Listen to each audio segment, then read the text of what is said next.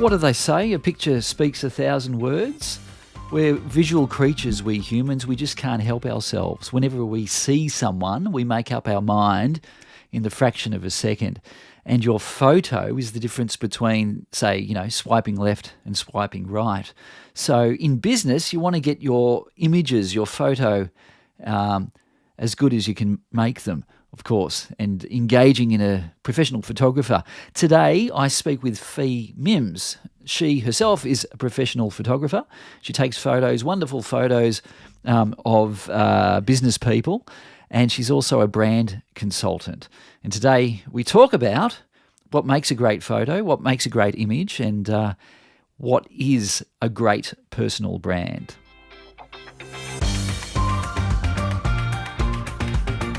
Well, Fee, I suppose to start with, how did your career in photography start?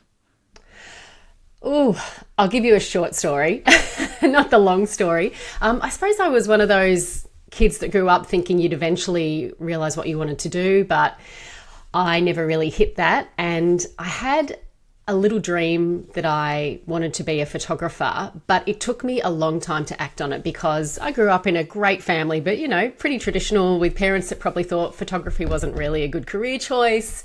So it probably wasn't until my early 20s I went to London and I went to the National Portrait Gallery on my own for a day. I was there living and working for a couple of years, as you did back then. And I just remember seeing these large-scale portraits of people on the wall and just this feeling inside me that I hadn't had before, saying, that is what I want to do. And I kept that with me. And when I went back home to Australia a year or so later, I still hadn't acted on it, although I was taking a lot of photos. But I was dating a guy for a while and he said to me, would you just go and do a course or something? Just stop talking about it and just do it. And I think I needed someone to say that to me, to give me that permission. So I'm from Melbourne, Australia, and I went and did a short course with a camera club, went on to sign up to sort of a 2-year part-time private course in a college in Melbourne, and one of my tutors was a wedding photographer, so I ended up working part-time for her. And the first 10 years of my career was as a wedding photographer. So I was still working part-time I had a part-time role in a corporate job for about 7 years where I was doing weddings on the weekends for myself. And then after 7 years, it was time to either make that decision. I was either needed to move on to a new corporate job or give it a go. And I was engaged at the time. And my amazing partner said to me, give it a go, I'll support you. And I suppose the rest is history, really. Well, here you are. Had you gone to university and done something else prior? Yes, I did. I went to, I did an arts degree in Japanese and psychology. Right. I think that's a good combination, isn't it? I know. Well, I lived in Norway for a year as an exchange student and learnt the language over there, which I've always loved travel, and it really inspired me. So at the time we were having a big Japanese tourism boom in Australia. So I thought I'll go and learn Japanese, but I actually found it really hard, to be honest. And unless you're really immersing yourself in the culture and the language, it's very hard to pick it up. And at the end of my degree, I kind of had a choice to either go to Japan, as many people were doing, and teach English and probably could have learnt the language, or go to London, and I chose London. So it's all about the decisions you make in life, right, and where you go. Well, it is, and it's a question. It's a topic we're talking about in our household because our daughter, excuse me, she's 13, and what is she going to do when she finishes? And there's a lot of talk in the media about, university courses. Are they worth their time? 3 or 4 years, and all this money spent and not earning money, and HECS debts, and then, like yourself, like me in a way, podcasting wasn't invented until the last 10 years. So what we put ourselves through university today and what comes out at the end of it, it really, you don't know, Yeah, totally. I agree. And my husband and I talk about that as well. We've got 14-year-old kids and they're just starting to sort of choose their own subjects at school, which means they're enjoying it more. But we're having those conversations around, well, do we push them to go to university or don't we? Because you do see so many examples of, people going into careers where they're being very successful without that university degree. But I feel like we're still that generation, probably because of the way we were brought up, where we feel like it's better to do it than to not do it. But I'm a bit torn these days. It's and you have to go by what your kids want to do as well. So you do. That's right. Yeah. That's right. Well, if we look at your photography, who do you serve? Well, these days, my niche is personal branding. And if you look at my website and my social media marketing online, you'll see that my main target market is females in business, women in business. That is what I'm passionate about. But I do also photograph a lot of men, as you know, Chris. I do. And I do a lot of corporate work as well. But it's always around that personal branding niche now. So personal branding, it might be an obvious question, but what is a personal brand exactly? Yep, and it is a great question because I think some people still get a little bit confused. They might think it's their logo or their branding colours. Your brand is a lot more than that. And the best way I like to describe it is using a quote by Jeff Bezos. I think that's how you pronounce his surname, which is that your personal brand is what people say about you when you're not in the room. So it's basically, if someone brings up your name in a conversation or my name in a conversation or hits our website online or looks at our social media feeds, what's the perception they're getting about us? What is it saying? Does it tell them what we're an expert in? Does it give them an idea of our personality, what we value, what our purpose is, like why we're doing what we're doing? And obviously your colors, your logo, your tone of voice, your messaging, everything you put out gives people that perception, which is why your personal brand is so important. Mm-hmm. Can a business owner separate their personal brand with their business? Should they? So for most of my clients, because most of them I would say are in service-based businesses like myself, we are generally, our personal brand is generally the same as our business brand because we are very much the face of our brand. Not to say it can't be separated, but I think there could be businesses or times where potentially the person behind the business is targeting a slightly different audience than themselves. So they will adjust that. But for most of my clients, their personal brand is their business, and because they're very much selling themselves as the service provider. So you do have to use your own personal brand that way. Yeah. Well, your Mims Photography. I'm Chris Ashmore Media, and I consciously made that decision to call my business Chris Ashmore because it is me. And when clients meet me, it's all wrapped up together. It's easier to remember Chris Ashmore and Chris Ashmore Media than it is, say, Blue Cow audio or something. You almost need to market yourself twice, and that gets lost, I think, particularly with what we do. Yeah. Look, it's a really interesting conversation because I do have some clients.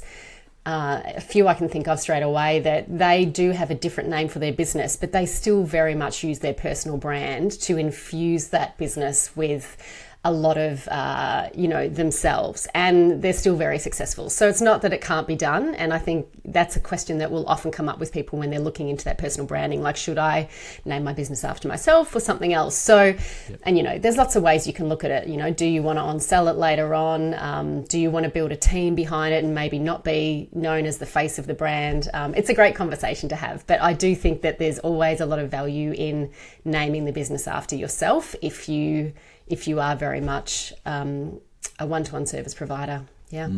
Absolutely. Now, so photo shoot. Now, we kind of touched on it before, and I've been on the other end of the lens when you've taken photos of me for my marketing collateral. But when you do a photo shoot fee, how do you highlight the personal brand? Well, you can probably answer this question now, Chris. I should turn all the questions back on you. Wouldn't that be nerve-wracking? Yes, let's not. So as a personal brand photographer, there should always be a process before the shoot so that by the time you turn up on the day with your client, you both know what the brand looks like and what you're going to do on the day. So in terms of photography, I mean, I ask them all the usual questions around, who is your target market? Who are you speaking to? Because the main thing with our personal brand is that we want our ideal audience to see us in any interaction they have with our brand. So let's say our images, and they want to get a feel for who we are and that we are the person for them. So the way you really do that through a personal brand, through a photo shoot, is by coming up with, the right outfits, the right location, the right props and the right poses. So it's very simple to say that, but you do have to give that some thought to get it right on the day. And that could be something as simple and as fun as, bringing in some coloured stationery that matches your brand colour, because your brand colours are bright and fun because that matches your personality. So, we can infuse colour into our images. Obviously, poses are very important. A lot of people that book me will still say to me, I don't want to look corporate, which, a lot of us have very relaxed, relatable brands. You were the same when you came in, so for guys, it might be putting you in like a smart jacket, but with a casual pair of jeans and a t-shirt underneath the jacket, not wearing that suit. So for women as well, it's like, well, how do you want to position yourself? Do you want to have the suit look, or are you marketing to mums at home, in which case we're going to be more relaxed with jeans and a nice top. So the clothing is important, and obviously the location as well has to match I often say your vibe as well for your brand. Like, are you bright and white and fresh, which is quite popular at the moment? Or are you, industrial? Are you high end and premium and luxe? In which case, you can find a location to match that.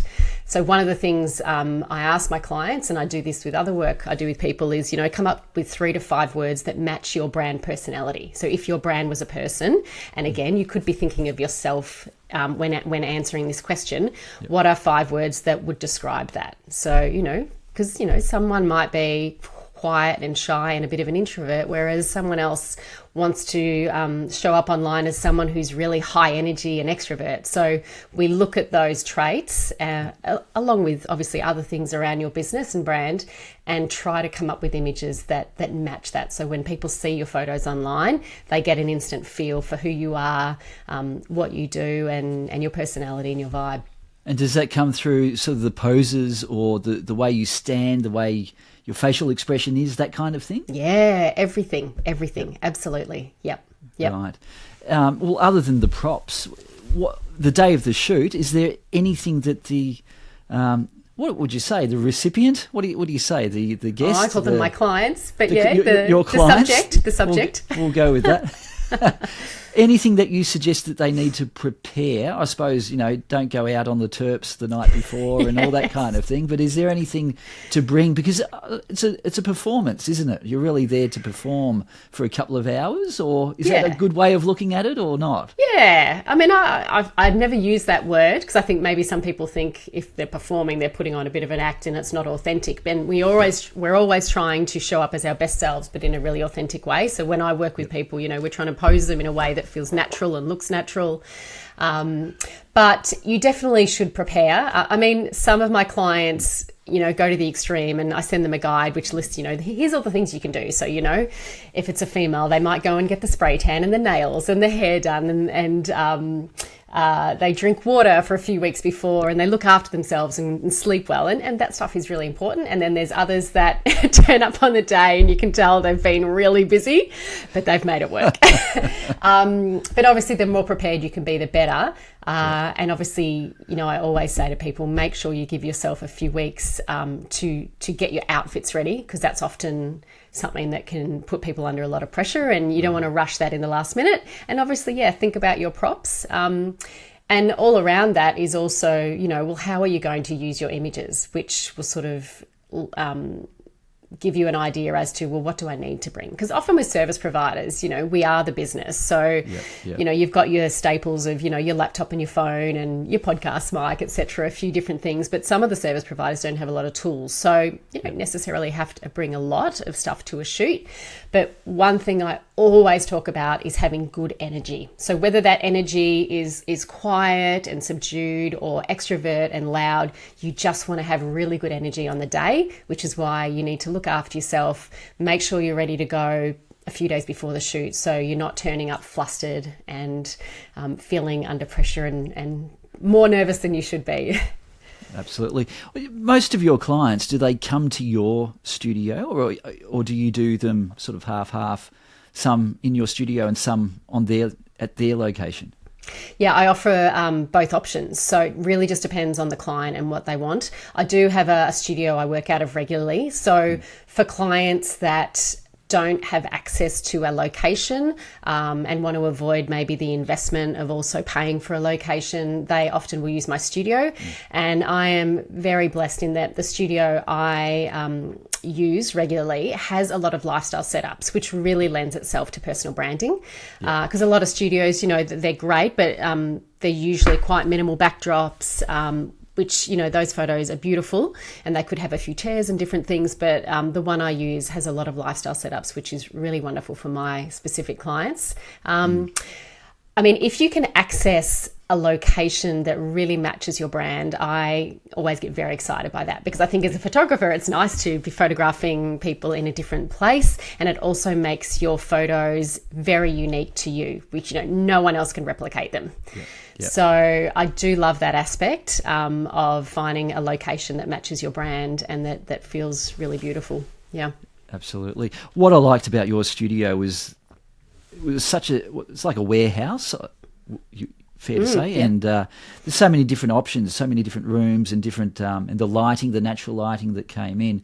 I mean, I would be speaking for a lot of other of your clients where really my space here is, just this room. There's not many options whatsoever, and it just isn't probably big enough. So it's good to have what you've got, I think, as an option.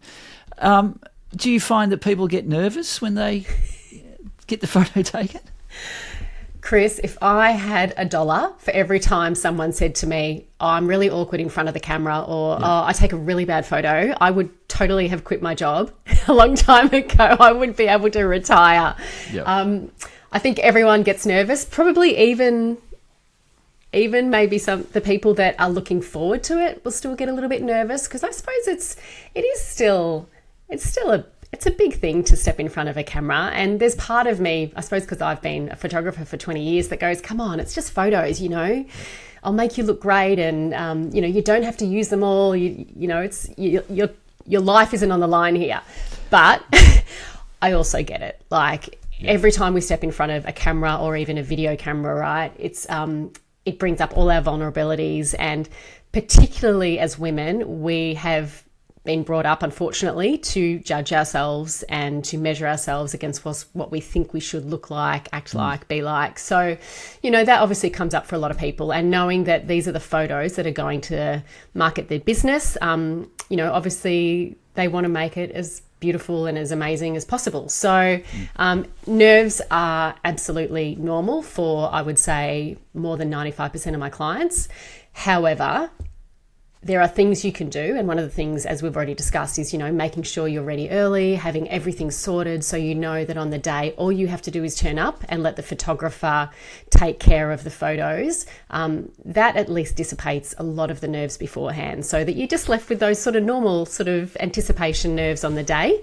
And obviously then it's up to me to sort of work through those with clients during the shoot. Yeah. You mentioned trends before, and it's probably kind of obvious. Sorry. Oh. It's all right. I'm sniffing. I'll have to edit this out. God, don't know what it is. Sorry. This is, maybe it's my nerves. Oh, goodness. All right. You mentioned trends before, and it's probably kind of obvious that, trends do come and go, fashion trends, or you even said it's, these days it's bright and shiny kind of images. But also we get older, don't we? It's amazing to see photo shoots that people use from decades ago and you don't want to say anything, but you've got a few more crow's feet and extra, worried lines than you did back when that photo shoot was done. How often do you think we should get our, a refresh of photos taken? That's a great question. I'm going to tell a little story to start with this answer. Is that someone emailed me, a client I had photographed quite a few years ago emailed me for a different reason a while ago, and she said, "Oh, by the way, I'm still using that photo you took all those years ago because it's such a great shot. That's the right thing to do, isn't it?" And I was like, well, actually, it really pays to update your photos for more than one reason. Like, firstly, we do all change in our looks, obviously. But the other reason is we don't want our audience, particularly these days, right? We all know that attention spans are just getting shorter and shorter, and we're overloaded with information. Our audience will get bored of our images very quickly if we use the same ones over and over. So if you're in a business where you are on social media and you're using a lot of content, I would say a yearly photo shoot is great. And, it might be that you do, some of my clients come in and do my 2-hour signature shoot where they get a beautiful, massive library to walk away that they can use for a long time. But then they might come back every year and just do a smaller shoot to top up their images and freshen up their photos. Or obviously, if you are someone who uses a lot of content, you can come in and do, that big signature shoot once a year. Some of my clients who have less of a need for a lot of content, they're not on Instagram, but they do need to freshen up maybe for LinkedIn and profile photos, different reasons. PR photos, they sometimes, every 2 to 3 years, they might come back and do a shoot instead. So it depends a little bit on, in full transparency. I'm not going to say, yes, you must get one every year, because I think it depends slightly on the client. Right. If you change your hair though, or your look, that's a good reason to get it updated as well. Because when people meet you, you do want them to go, oh yeah, they look just like they do when I saw them online, which is the best compliment, right?